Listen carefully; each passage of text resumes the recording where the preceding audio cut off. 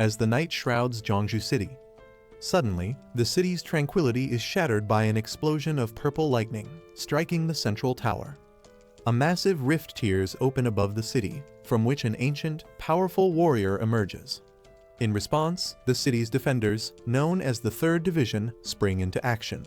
This elite team, arrayed in battle gear, charges forward with determination etched on their faces. The depths of the rift, a powerful creature voices disdain, remarking on the humans' futile resistance. The creature identified as Huang Jin, a wolf king, expresses confidence in their inevitable victory, declaring that eradicating humanity is only a matter of time. As the 3rd Division makes a desperate stand, with determination in their eyes, they counterattack, despite the overwhelming might of the enemy. Amidst the ongoing battle, a key member of the 3rd Division questions if they are dealing with a C-class portal, hinting at the unexpected strength of their enemies. The battle escalates as the Wolf King, unfazed by human resistance, declares it's too late for any realizations.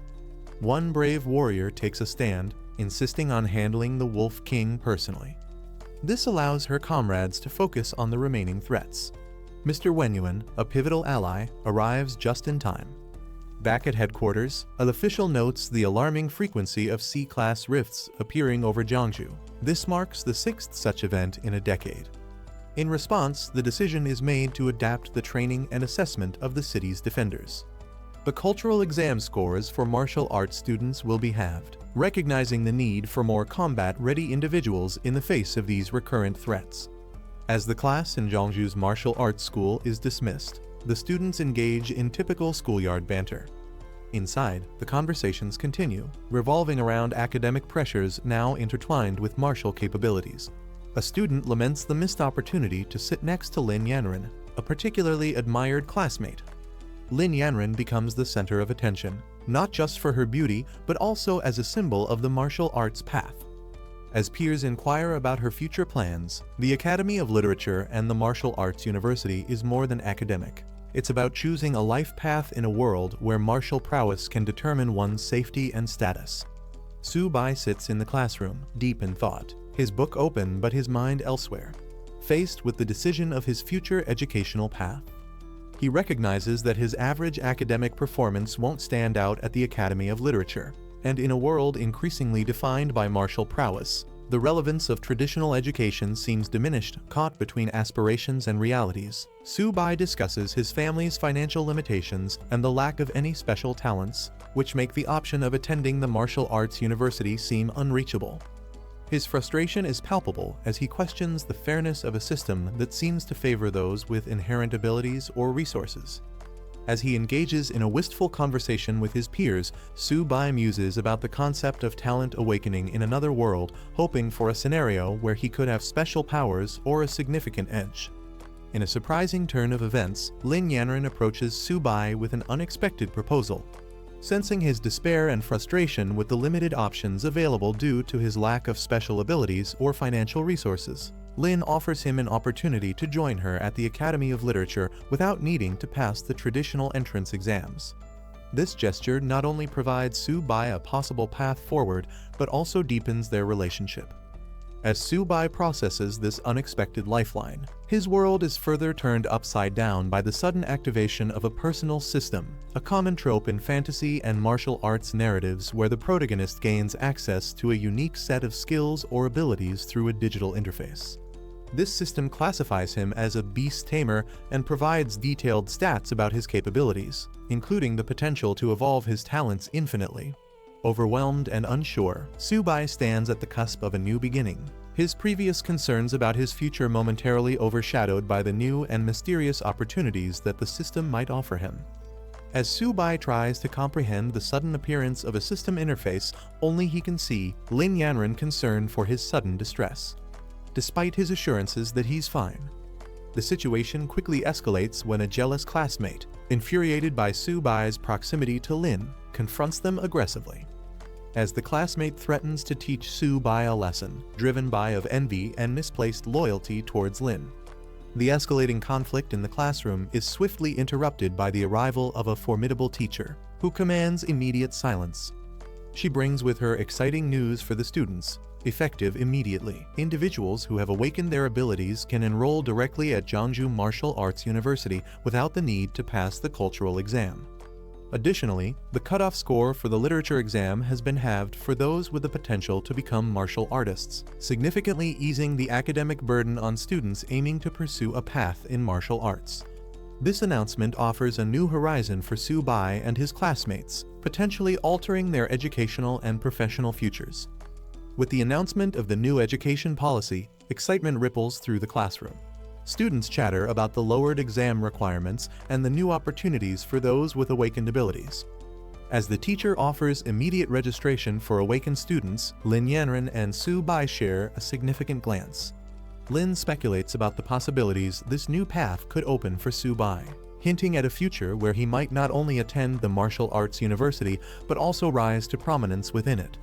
Su Bai walking confidently through the city streets, a mere high school student to a potential martial arts contender, setting the stage for his journey in a world where academic and martial prowess are intertwined with one's destiny. On September 18, 1906, a massive spatial rift opened in the sky above Jeonju, changing the course of history. From this rift, a host of terrifying monsters emerged, wreaking havoc across the city.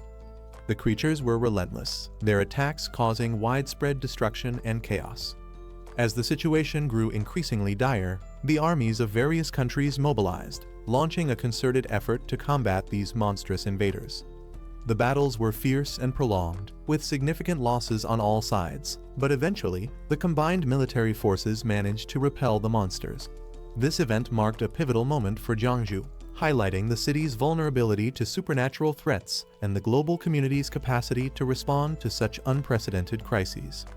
Despite repeated military efforts to contain the threat, the persistent rift continued to spawn monsters, prompting a drastic measure. Recognizing the relentless nature of the threat, a daring decision was made to send a suicide squad into the rift to gather intelligence and explore its origins. Inside, they discovered an expansive and boundless land, suggesting a complex network of worlds beyond their own. Faced with the enormity of this discovery, the world's militaries united to construct a formidable military base directly within the rift. This strategic move aimed to fortify humanity's defenses, allowing forces to engage the monsters at the source and potentially control or even close the rift. This base represents humanity's resilience and commitment to safeguarding their world from the continuous onslaught of extraterrestrial dangers. A new era for humanity officially began with the appearance of additional rifts in the sky. Following the first rift in 1906, a second and third rift appeared in quick succession by 1907, and soon more followed. Over the century, these rifts grew more frequent, each introducing a unique breed of monsters, leading scientists to name the interconnected dimensions behind the rifts the battlefield of 10,000 races. As these rifts proliferated, so did the battles and the species of monsters emerging from them.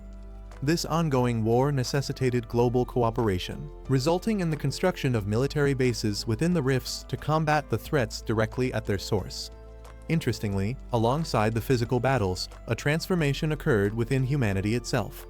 The spiritual energy of Earth began to rise, awakening latent abilities in humans, giving rise to a new era of martial artists and superpowered individuals. As the intensity of the battles escalated, traditional weaponry began to fall short, replaced by the power of these newly awakened beings. This ongoing war between humans and the myriad of alien races from the rifts has continued to the present day, profoundly impacting every aspect of life on Earth, including educational reforms like those seen at Jeonju Martial Arts University, indicating the severity and widespread nature of this global crisis. Su Bai, having activated a system that grants him the ability to tame beasts, decides to harness this newfound power to safeguard his family in a world increasingly fraught with danger. Recognizing the urgency to enhance his abilities, he resolves to attend a martial arts university backed by the military, which would not only provide him with the training he needs, but also place him in a position to directly contribute to humanity's defense against the rifts. Fortunately, Su Bai's special ability to tame beasts qualifies him for admission without the need for traditional exams, a boon that aligns perfectly with the recent educational reforms. Armed with his savings of more than 2,000 coins, he approaches the university with determination, hopeful that his financial resources will be sufficient to cover any additional expenses. As he steps into the university, he remembers that his system is supposed to automatically detect and guide him towards suitable opportunities.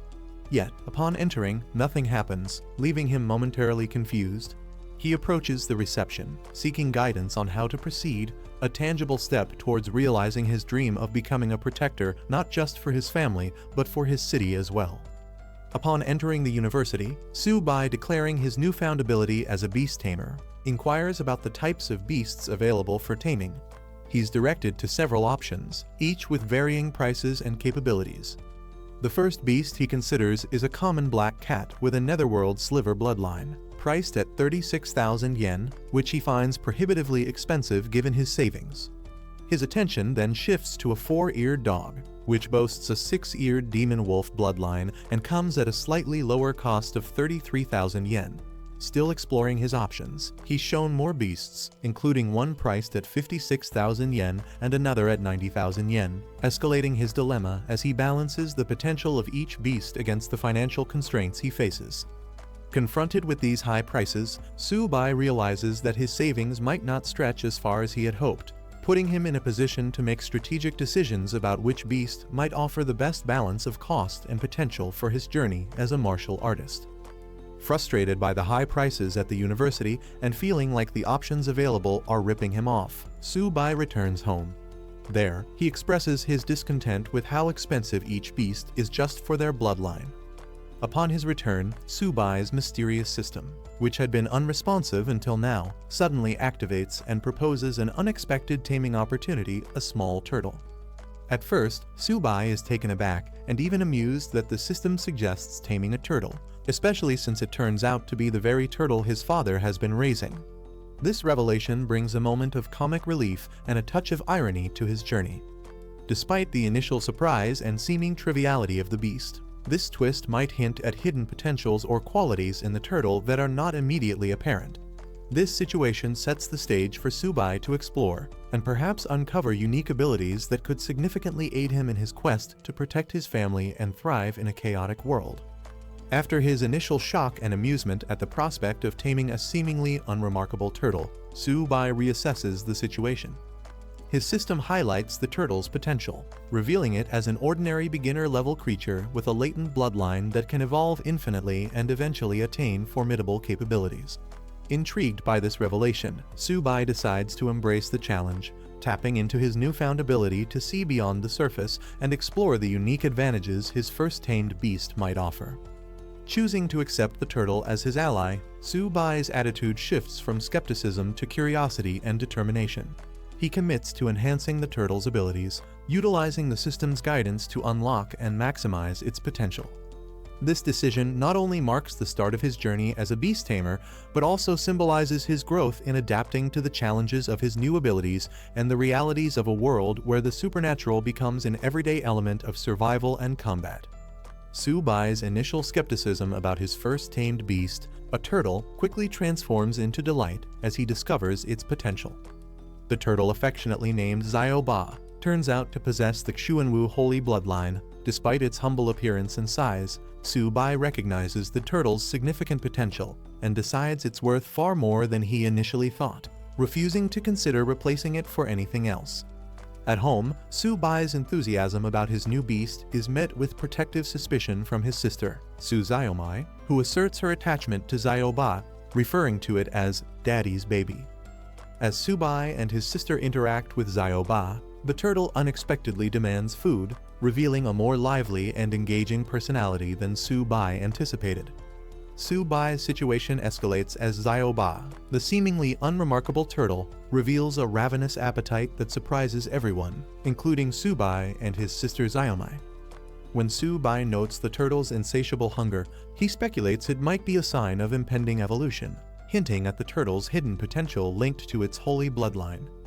As Su-bai scrambles to find more food to satiate Zio-ba's hunger, the situation at home becomes chaotic. The turtle's appetite leads to an uproarious scene, leaving the house in disarray. Return home to what appears to be the aftermath of a robbery, only to find it's their son's new pet causing the commotion.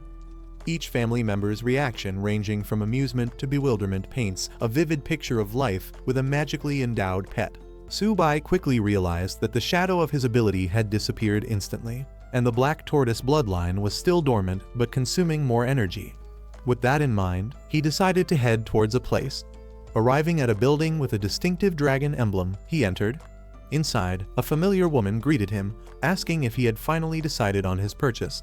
However, Su-bai made it clear this time, he wasn't here to buy anything. Leaning in close, he quietly asked if they accepted exotic beast blood. This immediately caught the attention of a well-dressed man sitting nearby. Surprised, the man questioned whether Su-bai really had such a valuable resource. The man gave a nod of approval, allowing the woman to proceed as Su-bai stood ready. With a casual gesture, the man then invited Su-bai to sit and discuss further. Curious, he requested to examine the exotic beast blood first. Su-bai, confident in its quality, agreed without hesitation. Taking a small vial, the man carefully inspected it. Realizing the authenticity and superior quality of the beast blood, he immediately asked how much Su-bai was willing to sell. Su-bai calculated the effort it took to extract the beast blood. Considering its worth, he expected at least 100 yuan. However, when the man casually offered 1,000 yuan, Su-bai was visibly shocked. His reaction made the man smirk, realizing Su-bai had a good understanding of the product's value. But before the deal could be sealed, the man suddenly laughed, revealing he was just joking. Given the exceptional quality of the beast blood, he corrected himself. The real price was 10,000 yuan. Hearing this, Su-bai was even more stunned. Just as he was about to react, the man continued, offering a final price of 15,000 yuan, making it clear he couldn't go any higher. Su-bai couldn't believe his blood was worth so much. He struggled to hide his excitement, but the thought of earning that much made it impossible to suppress his smile. Without hesitation, he agreed to the deal, though he casually remarked that if he weren't in urgent need of money, he wouldn't have sold it so easily. As he left, the man reminded him to return if he ever had more high-quality goods. Su-bai walked away, feeling satisfied. Checking his balance, he still couldn't believe it. Selling the exotic beast blood for 15,000 yuan meant he could sustain himself for a while now. As Su-bai walked, he received a call from his teacher, informing him that the academic results were out, and there was important news. He was instructed to come to school that afternoon to complete his application. However, before he could get more details, the signal cut out. Frustrated by the sudden loss of connection, he tried calling back, but had no luck. Just then, a warning screen appeared before him, detecting hostile intent nearby. It identified 3 enemies within range, all targeting him.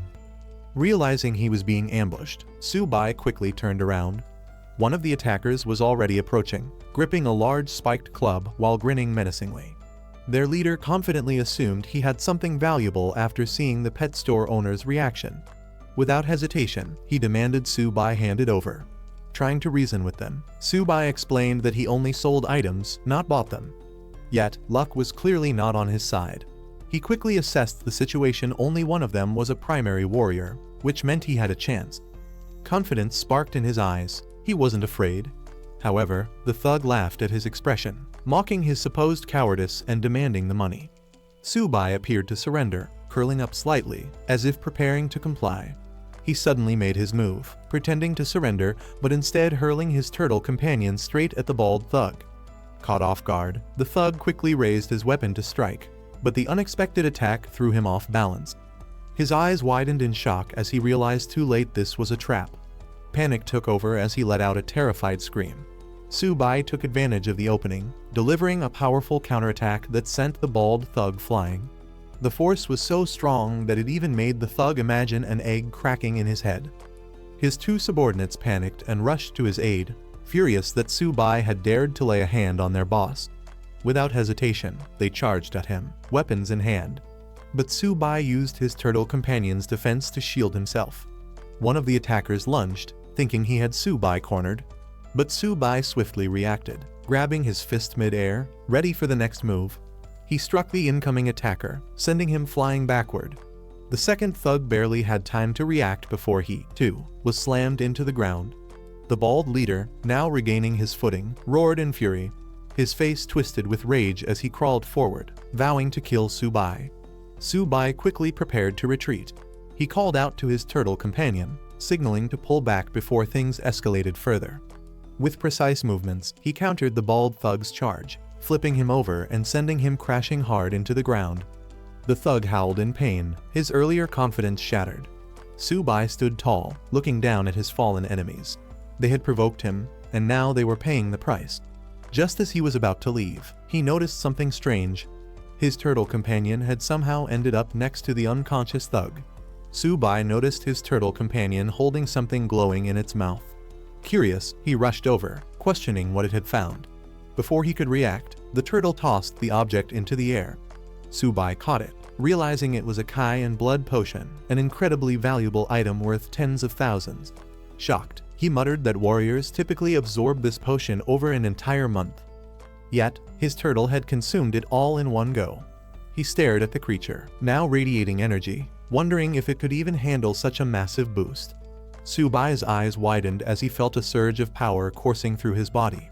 His entire being radiated energy this time. The feeling of growing stronger was overwhelming. A system screen appeared before him, detailing his updated stats. His tamed beast's evolution had increased his attributes significantly, even granting him a new talent. Checking the turtle's stats, Su-bai was shocked its physique and defense had skyrocketed. The turtle had also grown in size, its shell now radiating with power. The Kai and blood potion had caused an immense transformation, leaving Su-bai stunned at how much both he and his beast had advanced. Su-bai recalled what he had learned in class. Normal high-level strength type exotic beasts usually only reached 30 in stats. Yet, his turtle was already exceeding that without even activating its full potential. Realizing the incredible potential his companion had, Su-bai decided it was time to leave. He patted the turtle, telling it they needed to get moving. Meanwhile, back at school, the academic results had been released, and it was time to submit applications. However, there was also a major announcement. Tomorrow, a special admissions teacher from Marshall University would arrive to conduct an ability test. This was a rare opportunity, as only 2 students would be guaranteed a spot. In class, Lin Yanren asked Su-bai if he had decided between the Humanities Institute or Marshall University. Without hesitation, he declared that he must get into Marshall University. Surprised, she reminded him that she had asked him to apply to the Humanities Institute with her. Marshall University sends students to the battlefield. It's dangerous, and she was clearly worried. She hesitated, bringing up his grades, implying that he might not be suited for such a path. But Su-bai remained firm. Someone had to go to the front lines, and he saw it as a good thing. With a confident smile, he revealed his real reason: he wanted to protect someone important. Lin Yanren's heart skipped a beat as she wondered, could he be talking about her? In the classroom, the teacher asks Lin Yanren which institution she plans to apply to. She hesitates, considering her options. A classmate assumes she'll choose the Humanities Institute since she hasn't awakened any abilities or trained physically. Still undecided, Lin Yanren responds that she needs more time to think. Meanwhile, the teacher emphasizes the importance of this decision, instructing students to take their report cards home, discuss with their parents, and submit their applications by tomorrow. As the school day ends, the announcement echoes schools out. The students acknowledge the teacher before heading out.